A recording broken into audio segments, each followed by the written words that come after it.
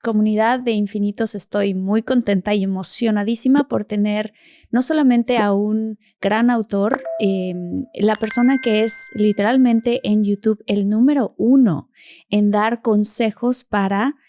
He's right here and he's looking at me mientras estoy hablando español.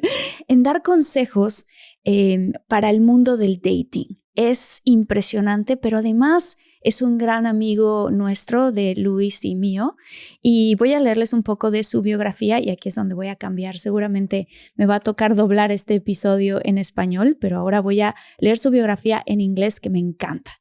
Dice: Matthew Hussey is a New York Times bestselling author, speaker, and world-leading dating and confidence coach. Y de verdad que sí lo es. His YouTube channel is #1 on the world for love and life advice, with over 500 million views, and his weekly newsletter, along with his podcast Love Life with Matthew Hussey, reach more than 1 million people every week. And he has written this incredible book that is called Love Life, which is right here. I read it already. It's amazing, and I am so happy to welcome you home.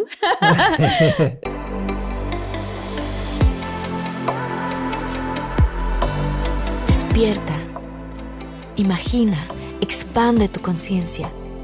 Vive a tu máximo potencial.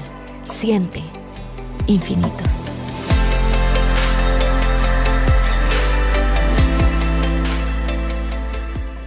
It is so good. It's so strange for me to call you Matthew Hussey. Well, because I know you're not. 99% of our conversations happen just on weekends and in normal times. And yes. It's funny to be on camera with you. Yes. Thank you for being here. And I said welcome home because this is our new studio that Louis and I have at home. Matt, I want to congratulate you for this book. I was telling you before when you came here that I think this is one of the books that all women should read.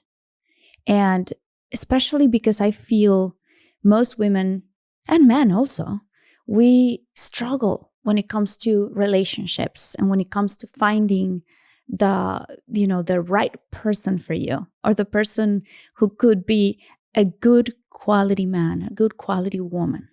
So I want to ask you, what do you think are 3 big mistakes that people make while in the dating process or while at the beginning of a relationship? Well, one of them I think is looking for a partner based on ego, not based on what's going to make them happy. So we look for a partner who looks a certain way, who we think is going to be impressive to our friends or our social circle, our family, someone that is going to make us feel worthy, not someone who makes us feel really, really good. You know, what makes us happy and what feeds our ego are usually very different things. And when we're dating based on ego, we tend to choose someone who looks good for us, not someone who makes us feel happy, peaceful, someone who truly sees us, accepts us, is an amazing teammate. These are the kind of things we're looking for when we're looking for happiness. But when we're trying to feed our ego, which is what we do when we're coming from a place of insecurity or trying to meet the expectations of our circle, that's when a lot of problems start. I think a second mistake is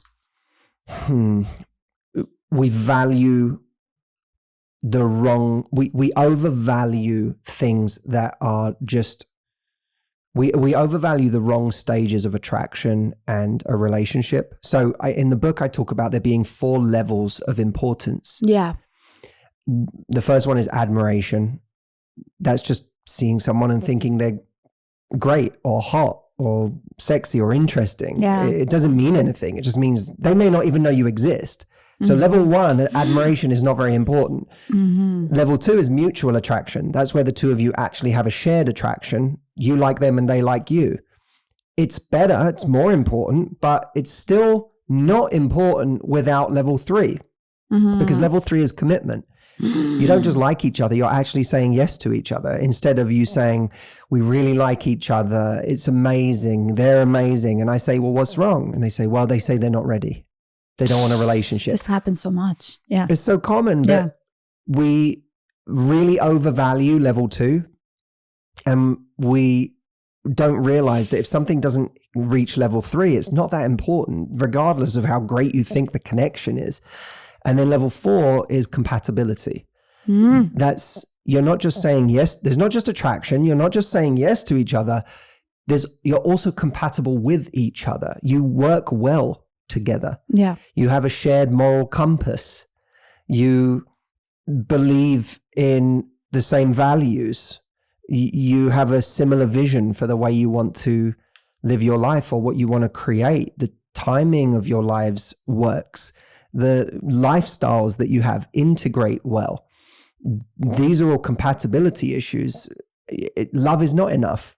Yeah. Love is not all you need. No. You need compatibility. So to your point, what are the mistakes? The mistake that I see so many people making is they overvalue level 2, mutual attraction, and they make decisions about who to invest in and who to keep thinking about and who to sacrifice for based on having level 2, not based on having level 3 and 4, which is where it gets actually important. Yeah. And so a lot of mistakes are made there, where I see people continuing to invest in people who are just bad bets because they've never progressed past level 2, but we're still treating them like they're our person. So that's another big mistake. I can give you a third one as well, Yes. but I don't know if you want to dig into any of this. No, I will, but please. I think when it comes to, we can find ourselves never satisfied in our love lives because we're either chasing someone who doesn't want us, or we are with someone who makes us feel safe, but we're bored and we doubt whether they're the right person. And if I were to try and sum it up as a mistake, I would say that I think we go for what is familiar, especially what's familiar to our nervous system and what behaviors we've grown up with or we've come to expect from people, instead of learning how to become accustomed to a new kind of energy that would actually make us much happier, but is not natural to us. So the right kind of energy in the beginning can feel strange to us. It can feel invisible. We don't even notice people who bring the kind of energy that would actually make them great for a relationship, especially if we're used to chaos, if we're used to people being inconsistent, if we're used to people making us have to fight for their love or their attention. If we're used to that, then our nervous system recognizes it and we keep going towards that. So one of the big mistakes I think we make is we don't go for what makes us or what would make us happy over the long term. We go for what feels familiar in the short term. And what is comfortable to us can be hell, but it's comfortable. And, heaven can be intensely uncomfortable or even can feel boring in the beginning. If what you're used to is this other thing over here. So we have to be careful of falling into the mistake of continuing to just be drawn to what our nervous system is used to, instead of getting very clear about what would make us happier and feel more peaceful, but might take our nervous system some time to adjust to. Why do you think it takes time to adjust? Meaning, like, there's a lot of people, let's say, I know a good friend of mine. She's an amazing woman. And I know another guy friend of mine who is an incredible guy. And I know these two people could match. I know they have amazing values, both of them. They're incredible, loving. They are, committed to their lives, their family, their work. And I think to myself, these would make what a wonderful couple. They even both like football. And they even, and then they meet. And it seems like they don't match, right? Is it because and then I have later I meet with them. Hey, how did it go? Oh, she was great. I just didn't feel anything. I just didn't feel chemistry. Do you think sometimes we're overvaluing chemistry? So I always feel like I have to start this answer by saying I think chemistry is massively important. I think so too, yeah. Because it's going to be if you don't feel sexual attraction to your partner, it's going to be a very long life with them. Yeah. So I think it's necessary, but I think that sometimes we misdiagnose chemistry. We misdiagnose anxiety as chemistry. We misdiagnose someone being scarce and unavailable and the feelings that produces in us as chemistry.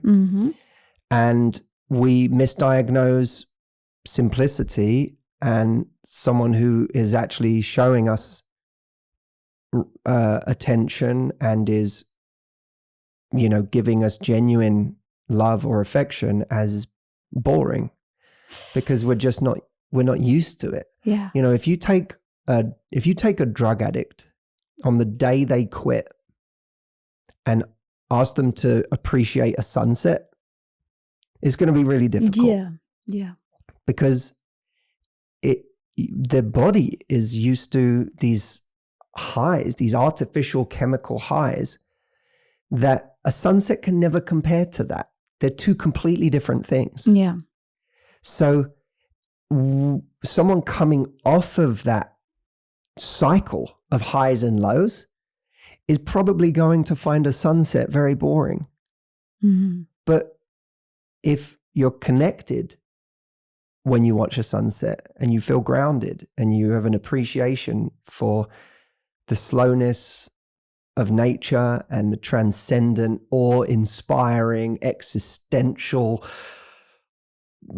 it's just craziness of, oh my God, a sunset, then it can be magical. Yes. But you have to be in a certain frame of mind to appreciate that. And it might take time for other parts of life to feel interesting again after you've been on that cycle. It's kind of like, it's almost, it's like as well, it's like if you eat sugar constantly, other food doesn't taste good. For sure. And then you do a cleanse and your palate readjusts. It adjusts. And then you taste an apple, just an apple, and you go, oh my God, this is the sweetest thing I've ever had. It tastes like candy. Yes. Yeah. But if you've been eating refined sugar every day, normal food just tastes bland. Yeah. And there is a parallel there with attraction. So, we might have to question, what is my nervous system programmed for? And look for the clues. Like, did I just get excited by someone who didn't treat me very well? Did I just get more into someone because they haven't texted me back for 2 days? Like, am I really feeling so much chemistry with this person? Yeah. Or do I suddenly feel like I'm fighting for their attention and that's activated something in me? And that feels like chemistry, but it's something else entirely. There are people, this is the other thing I say in the book, is we have to be very careful not to comparison shop for chemistry. What does that mean, comparison shop for chemistry?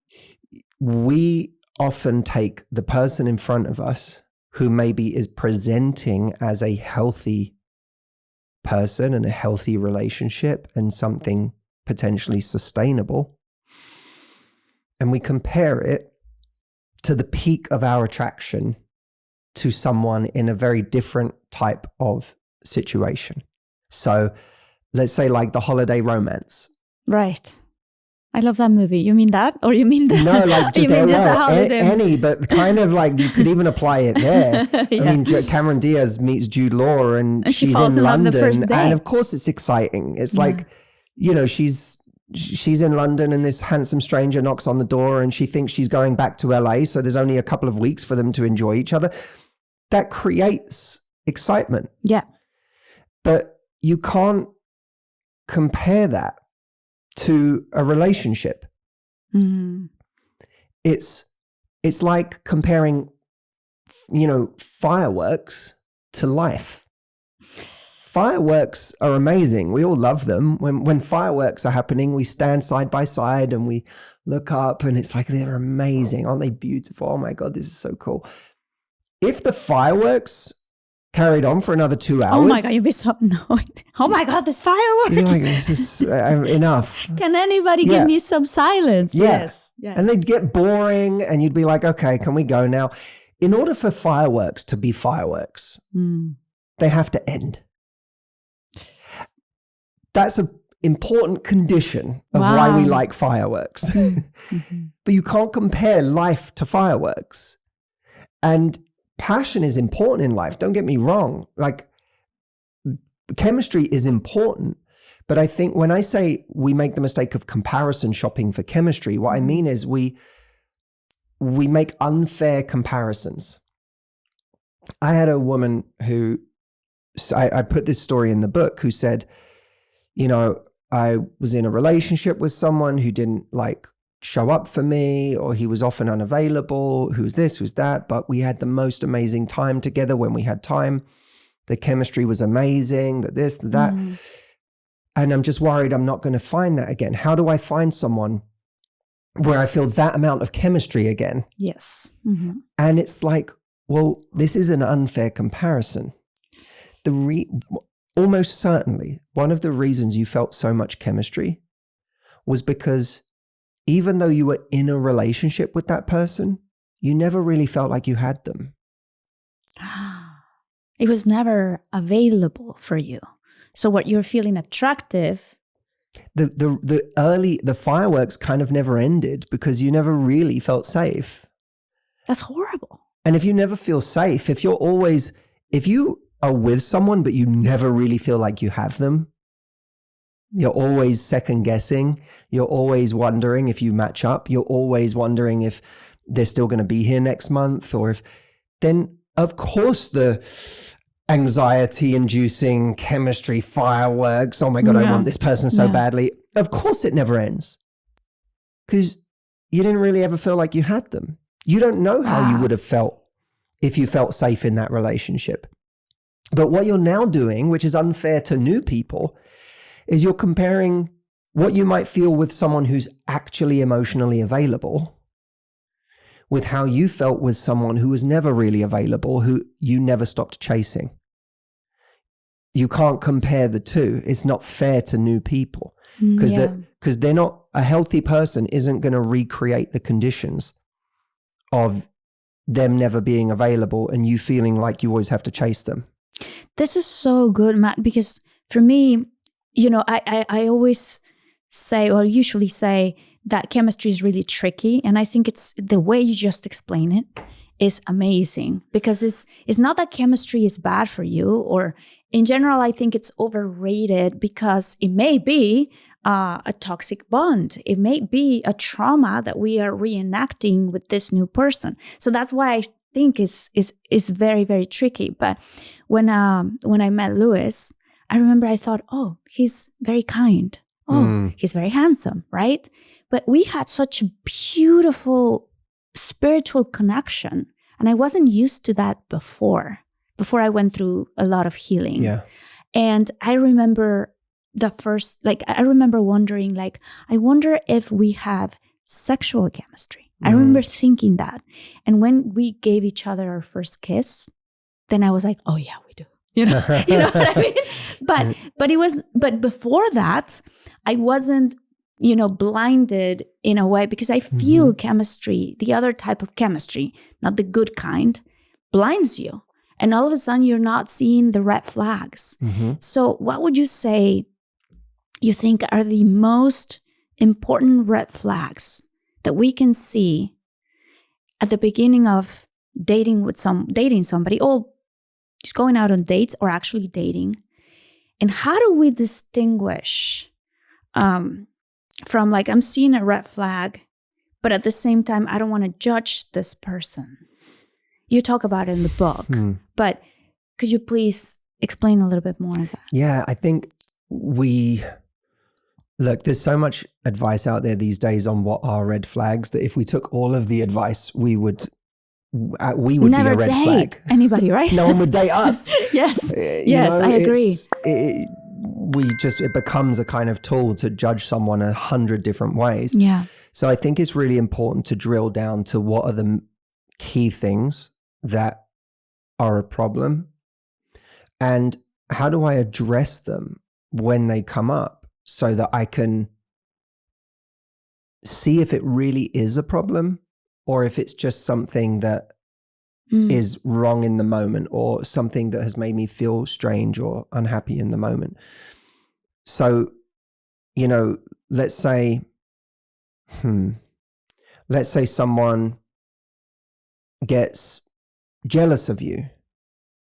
Okay. And there's an element of the way they got jealous that you didn't like. You know, it felt like, oh, this feels like something from the past. Yeah. Where someone was jealous of me and they tried to control me in ways that were really unhealthy. And like that made my life. Why are you wearing that dress? Exactly. You're going out. Can you change? Yeah. Well, that would be like that would be a significant red flag. I think what we have to get into the habit of is having the conversation in a way that maybe we haven't in the past. Because the only way some red flags are just red flags, right? If someone's abusive, if someone's deeply disrespectful, then they're just red flags and you don't need to waste any more time with that person. But if something is like, I'm not sure. Yeah. Then for me, it becomes an amber light. And an amber light is an invitation to a conversation. It's your chance to share with someone how that made you feel and that it's concerned you in some way or that it's made you feel strange and that you wanted to bring it up because you didn't want to just keep it in and to give them a chance to speak and also to make progress on that thing. Yeah. Does it get better now that you've brought it up? And in the book, I talk about various ways to do that. But does it get better when you bring it up? Or does it get worse? Or does it stay the same? If it stays the same or gets worse, well, firstly, you have to ask yourself, could I be in a relationship where this was always the case? Mm-hmm. Right. And if the answer is no, I couldn't, then you need to get out. If it progresses, then that amber light turns into a green light. Yeah. It's like, okay, it's getting better. Like, keep going. You know, a lot of us do improve when someone like brings our standard up. This isn't seeing someone for their potential, because that's the problem with dating for potential, is that you're just passively hoping that it will get better. Yeah. But when you're having the conversation, you're not being passive. You're saying, this was an issue for me. You know, I wanted to talk to you about it. Can we improve it? And then you're seeing what happens as a result of that. And that will ultimately determine whether you can still be with that person or not. But we're very afraid to have hard conversations. Yes. And you talk about hard conversations in the book and how to handle them. When is it a good time to have these type of hard conversations?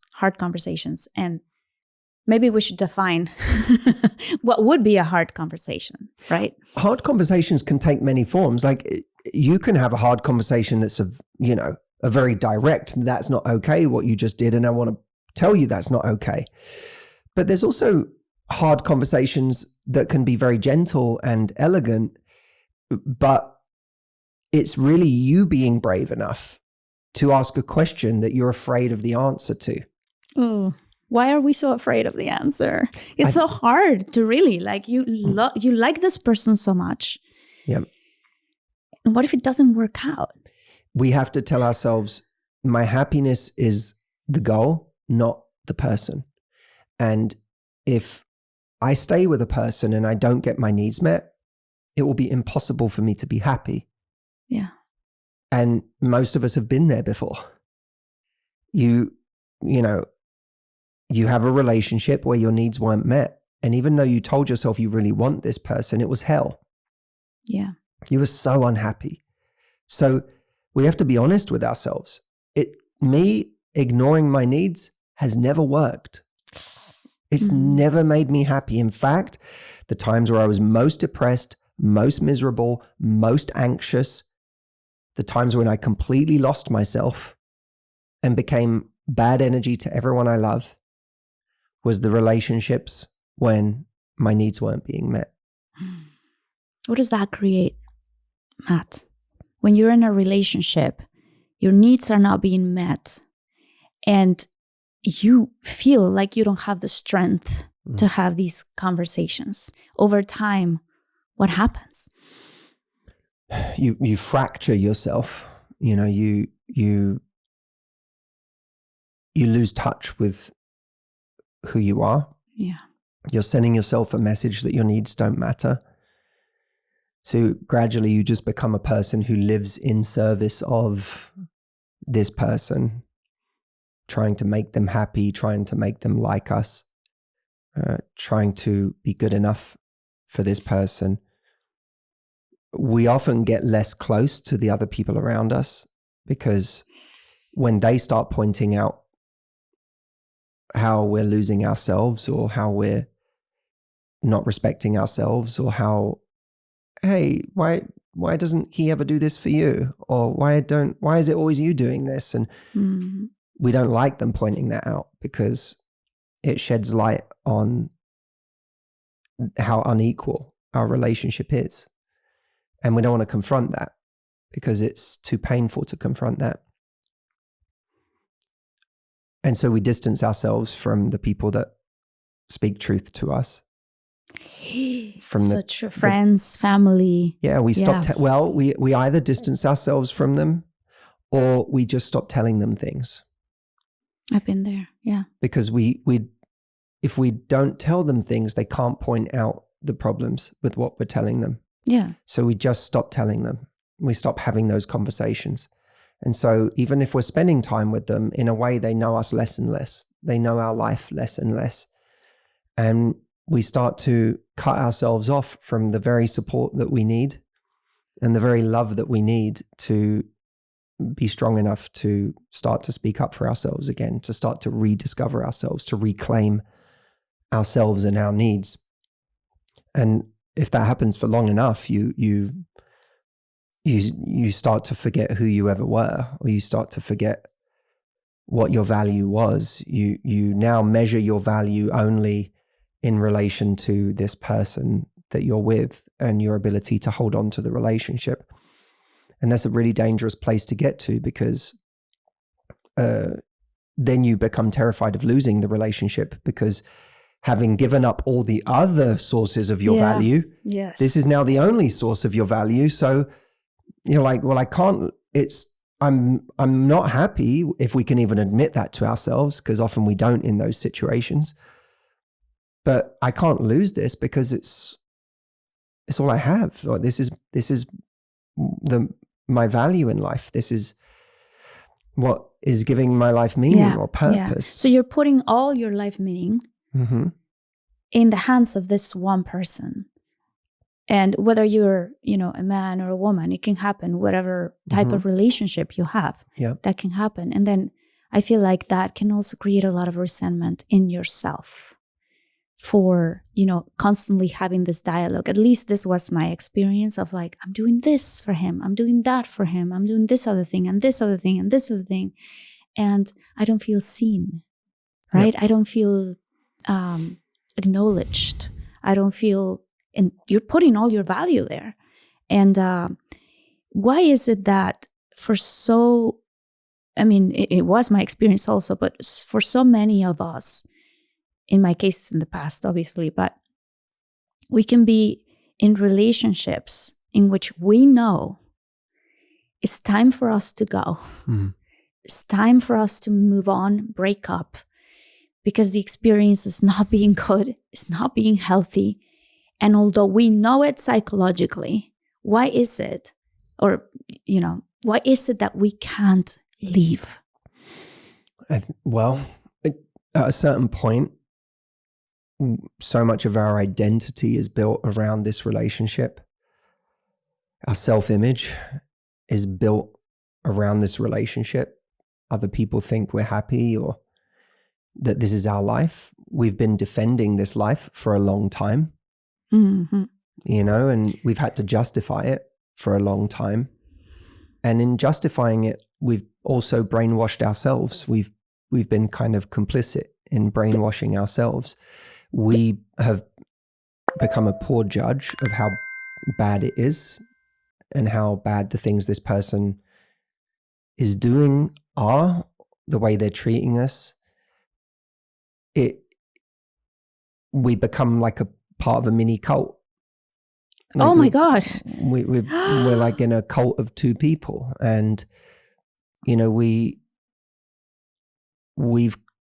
have to for our own sanity, because if we admitted how terrible it all was, or how badly we were neglected, then we would have to question ourselves and go, why am I here? Yeah. And we would have to leave if we were being honest with ourselves. But because we're not ready to do that, we justify the things, we tell ourselves a story about the things, or we believe their story. Yeah. And we become part of that indoctrination. And we get more and more afraid of making a change, because we're, you know, what kept us there in the first place. It can happen different ways. It can be that someone starts with this fear of abandonment or fear of being alone that has them, you know, getting into a situation that they should never have gotten into. But also some people, the relationship starts well. Yeah. And that person, you know, presented as one thing for a while, and gradually the mask slipped and it became clearer and clearer who that person was. But now you're already in, and you're already in love, and you're already invested time and energy. And so there's that, you know, it can happen by degrees as well. But at a certain point, we get really deeply afraid of making a change in our lives. And that's especially true if we've been with someone a long time, if our life is tangled up with theirs, because a lot of the time our life becomes so enmeshed with theirs, and so much of our life structurally, sometimes financially, logistically, everything, not just our identity, becomes tied up with them. Mm-hmm. And then to leave, it takes an enormous amount of, you know, it's like you have to light the fuse that blows up your own life. Yeah. And that's a very, very hard thing to do. If someone breaks our heart in a terrible, toxic relationship, if they cheat and leave us, then at least they ended it, right? Mm-hmm. We didn't have a choice. We were just a victim to them deciding to leave. It was a betrayal, and you got to work on that, obviously. It's a different kind. But we can say it happened to us. True.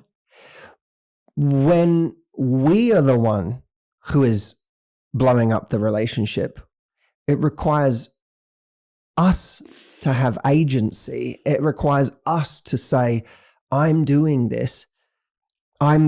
They're not leaving me. They'll stay with me, even though it's terrible for me. Yeah. They'll stay with me. I have to be the one to leave this. And that's a very hard thing to do. It requires some real, like, core things, like understanding that they will never change, like deeply in your bones. Yes. Understanding that they will never change.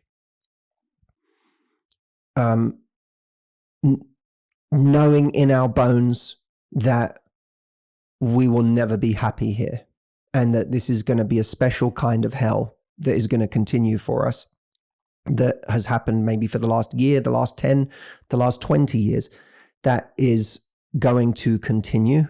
Mm-hmm. That thing they did, it won't be the last time they do it. No. That it may even get worse. And that there's no happiness does not reside here for us. And that even being alone is better than being here. And we have to get to those realizations. The unfortunate thing is it takes an incredible amount of pain for most people to get to those realizations. Yes. Sometimes it can take our entire life falling apart. Mm-hmm. Sometimes it can take someone doing something so terrible that you can't ever unknow that thing. And people sometimes have to get pushed to a true breaking point. I wish that wasn't true. Yeah. And I hope there's a whole chapter in this book I wrote called How to Leave When You Can't Seem to Leave. Mm-hmm. And I hope that anyone who this is resonating with will read that chapter, because my goal with that chapter of this book is to get people to have these realizations before their life has to get destroyed for them to have that realization. Oh, that's so good. That's so good. Because having been through that, when you're experiencing one thing, this is why it's so confusing sometimes, because you may have 4, 5, 6 days of horrible, whatever it is, whether it's arguments or whether it's that you feel, you know what I'm talking about. And then all of a sudden you have one amazing, beautiful day that you go, oh my God, this person is being just like the person I fell in love with. And you are hopeful that more of these days will come back. And then you have another week of horrible situations, and then one more day. So you hold on to that one more day. So anyone who's in that situation, I want you to think of a broken watch. Oh. Twice a day, that broken watch is the correct time. But it doesn't mean that it's a good watch. It doesn't mean that you should use this watch to tell the time. Ooh, yeah. It just, most of the day, it's wrong. But twice a day, in the morning and at night, it'll be the right time. But yes. you can't, because of those 2 moments in the day where the watch is right, you can't decide that this is a good watch for telling the time.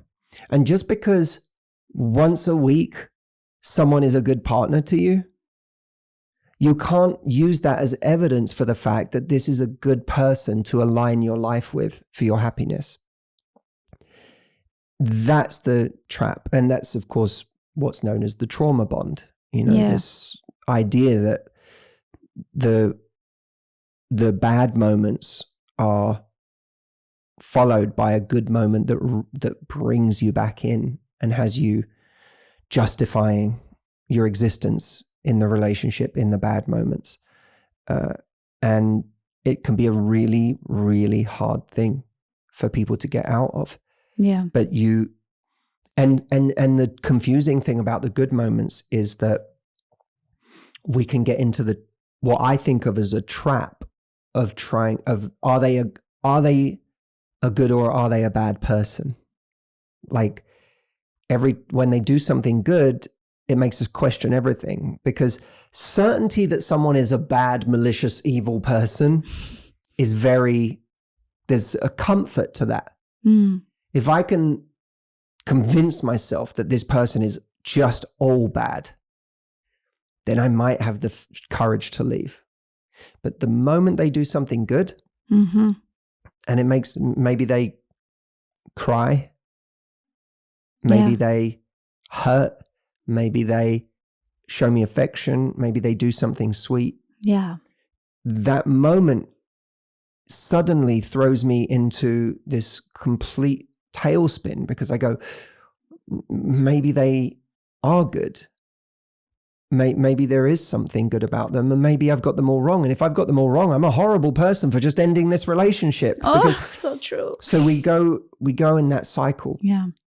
We have to get out of the loop of needing to diagnose them as a good or a bad person. People are complicated. But can you be happy with this person? With the bad, which is not going to change, most likely. If this is resonating with you, this didn't happen yesterday. It's been going on for some time. And it hasn't changed. So assume the bad is not going to go away. Can you ever be happy while there's this much bad? does the bad overshadow the good in really important ways? You can have a lot of good, but if this one bad thing is ruining your peace, then it doesn't matter how much good there is. That's your reality. Yeah. So I would encourage everyone to get out of the trap of needing to have this picture of someone as this awful being, and instead just start to see them as someone you can never experience true peace or happiness with, regardless of whether they have good moments or, where it comes from, or they had a troubled childhood. So I feel empathy for them. That is, you talk about empathy in your book. So what is the balance we should keep between empathy for the other person and ourselves and boundaries? Well, you have a job in life. Yes. The one job that you will always have until the day you die, and you must always take this job seriously. That job is to protect the human that is your human. So you are your human. And your job is to protect that human. So you can empathize with somebody else. You can even show up for somebody else. But at a certain point, your empathy will start to become destructive for your human. Yes.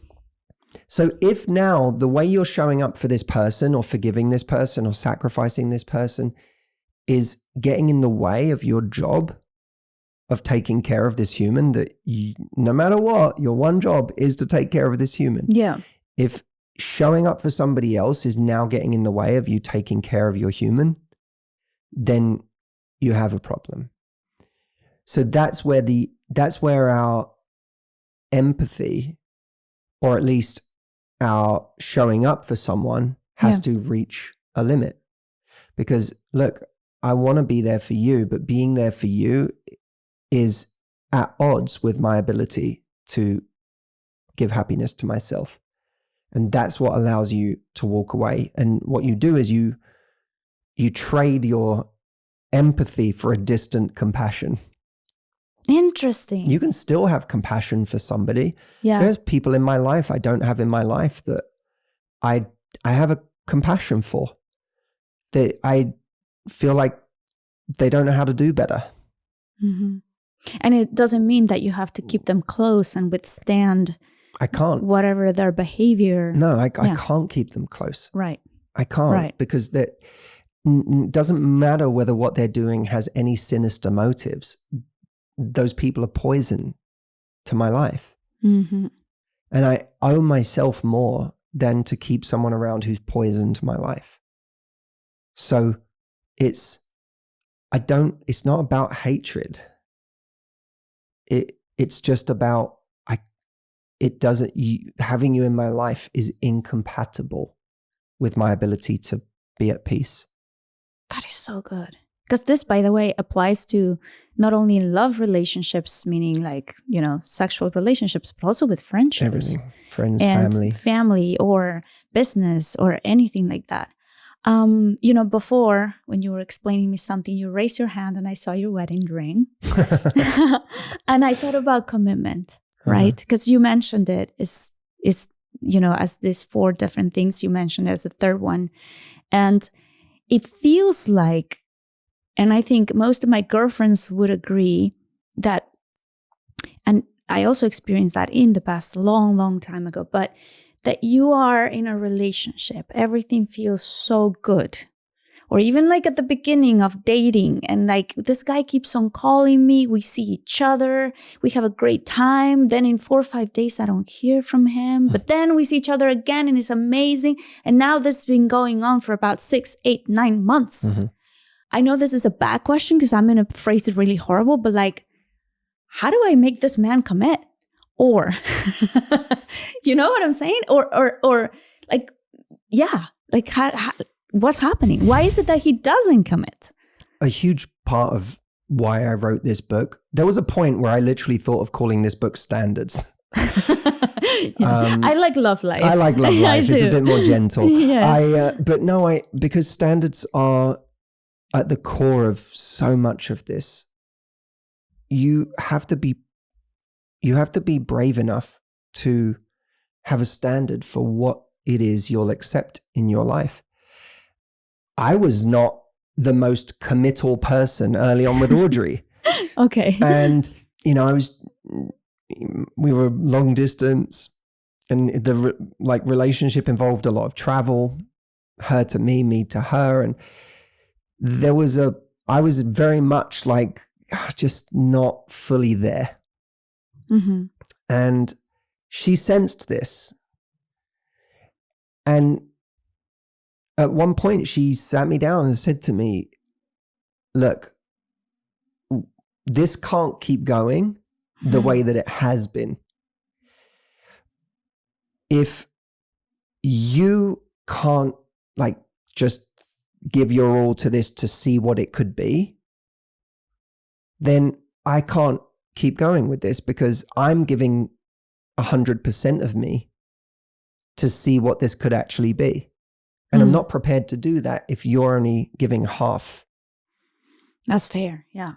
But she did something important. She said, if in 6 months of doing that, you don't feel like I'm the person for you, then you can leave. Mm-hmm. Like, you're not the villain. Mm-hmm. Yeah. I'm a big person.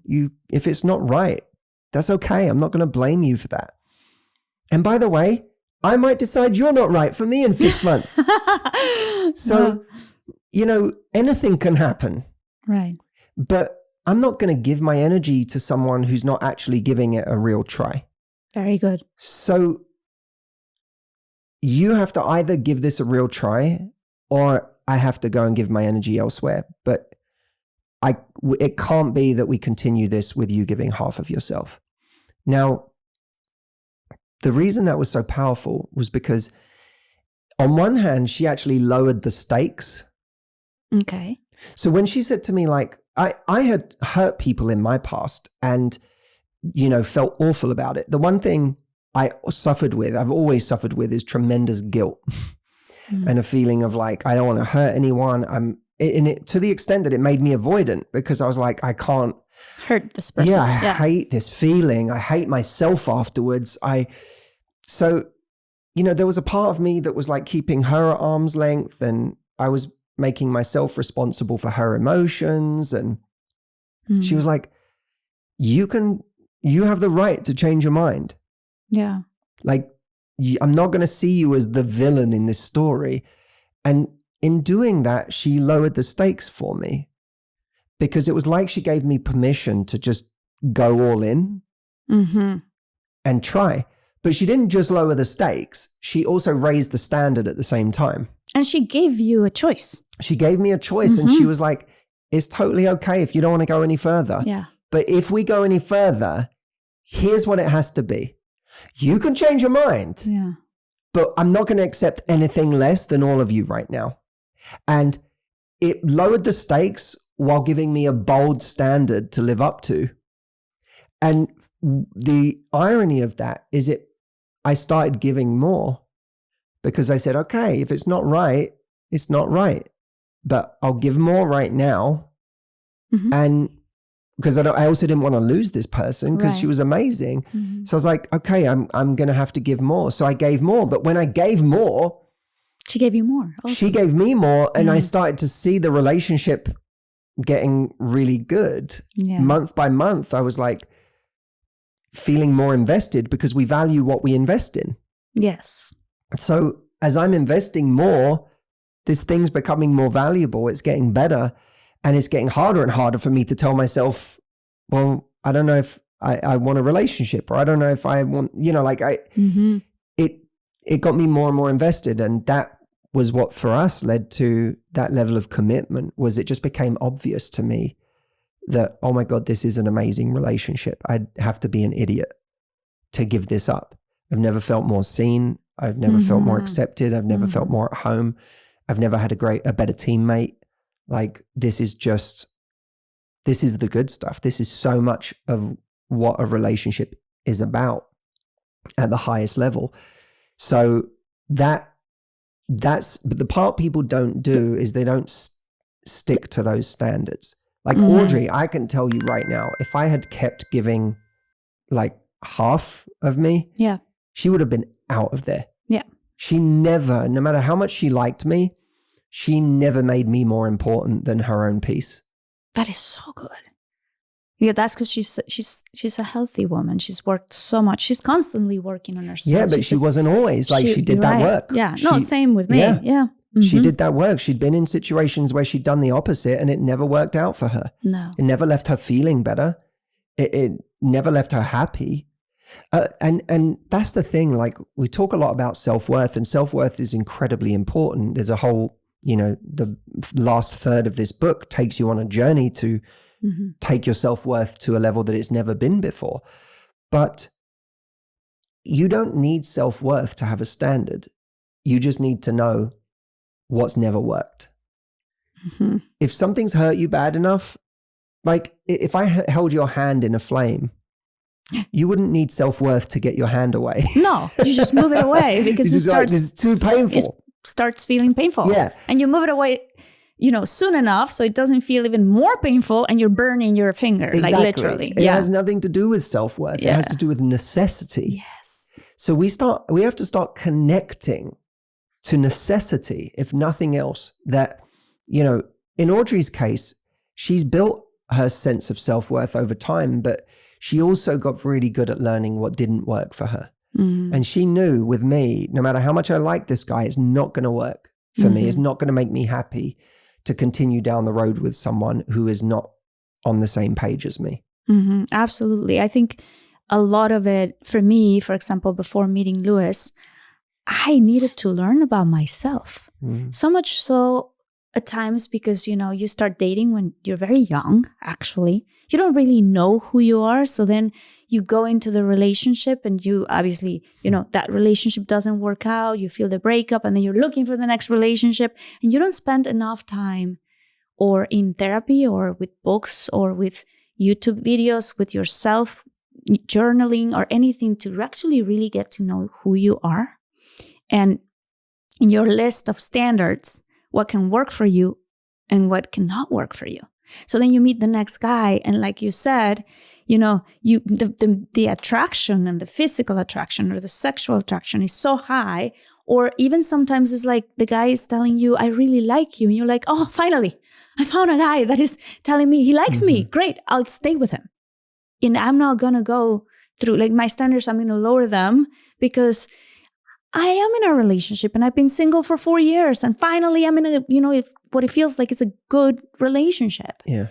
And then you stay too long and the relationship is not turning into anything else.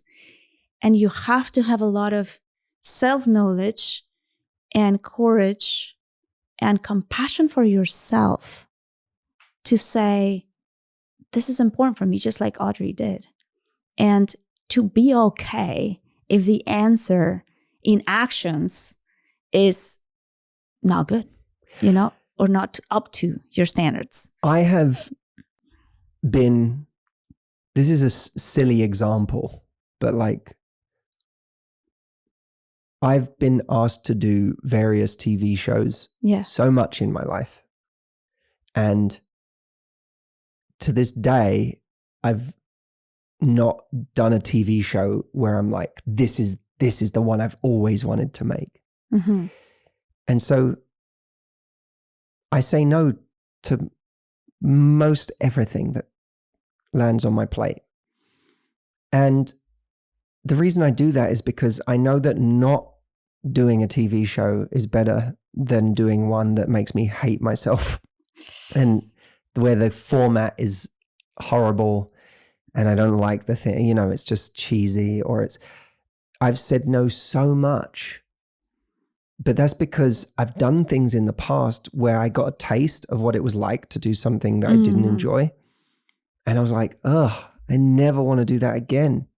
That was horrible. Yeah.